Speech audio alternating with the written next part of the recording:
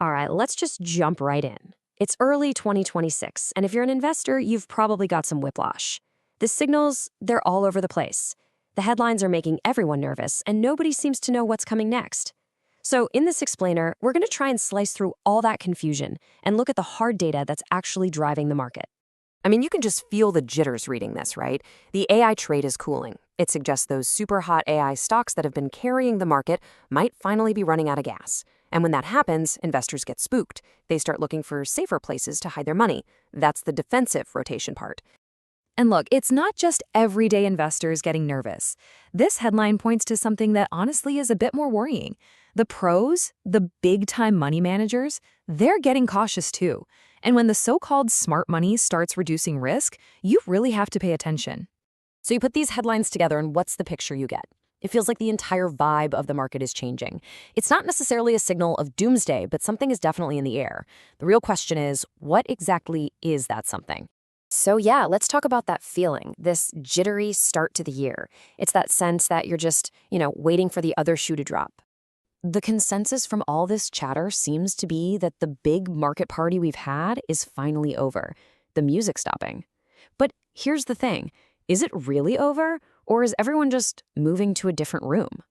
To figure that out, we have to stop listening to the noise and start looking at the numbers. And that brings us straight to the elephant in the room, AI. It's been the engine pushing everything forward for a while now. And well, now it's the biggest question mark out there. So, which is it? Is this a huge AI bubble that's about to burst, or is it a real sustainable boom with more runway ahead? Honestly, the answer to that one question is driving so much of the fear in the market right now. So let's actually dig into the data. Okay, so here's our first piece of real evidence, and it's kind of surprising. This is Standard Chartered's AI bubble meter. And you know what? It didn't go down. It actually went up. It moved from the good category to better. That seems to fly in the face of all the panic, suggesting maybe, just maybe, there's still room for growth here. So why are they so confident? Well, it all boils down to three key things. First, companies are pouring money into AI. We're talking a projected 45% jump in spending.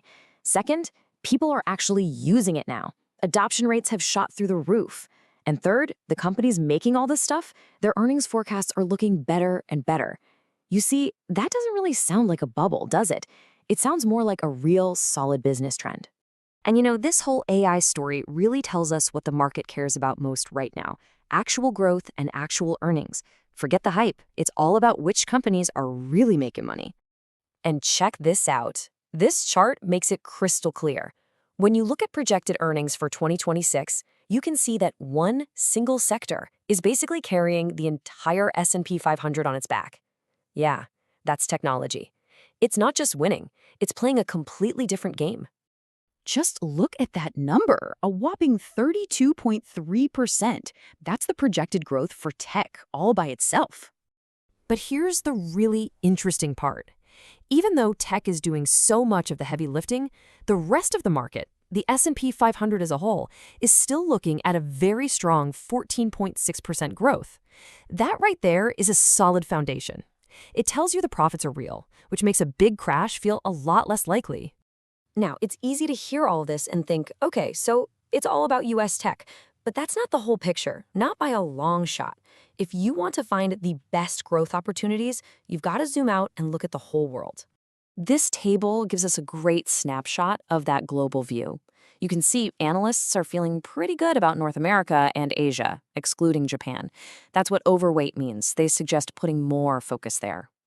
But they're less enthusiastic about Europe, the UK, and Japan. Why? Things like high prices or stretched valuations and the risk of stagflation, that ugly combo of no growth and high prices. So what's the deal with Asia ex Japan? We're talking about powerhouses like India and China. Well, for one, a weaker US dollar tends to help these markets. But drilling down, India is getting a boost from a new trade deal, and China seems committed to propping up its own tech and consumer sectors. This makes the region a really smart place to look if you want to spread your bets beyond just the US. Okay, so we've talked a lot about stocks, but that's not the only thing people invest in, right? Especially when things feel uncertain, people start asking about the classics, gold and bonds. So what's their story right now? Let's start with gold. It's still a huge player, and here's why. It's not just for us regular folks. Central banks, The big financial institutions for entire countries are still buying it up. So when you have that level of steady institutional demand, it creates a pretty strong safety net under the price. And what about bonds? Well, their story is a little different. As one of our sources puts it, bonds are all about the yield. Basically, they're not the exciting high-growth play. They're the slow and steady play. And in a shaky market, just getting that predictable, regular income check can be incredibly appealing. All right, let's bring this all home. We started with all this fear and these scary headlines about a market slowdown.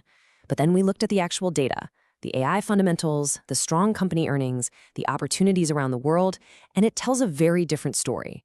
It's not that the party's over, it's that the party is changing. It's a big rotation.